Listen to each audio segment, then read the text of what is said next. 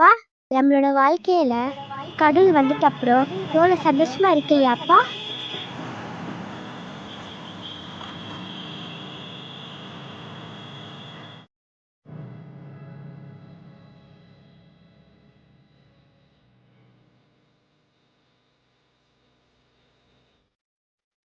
ஆனா இதெல்லாம் கனவாவே போயிடுமாப்பா?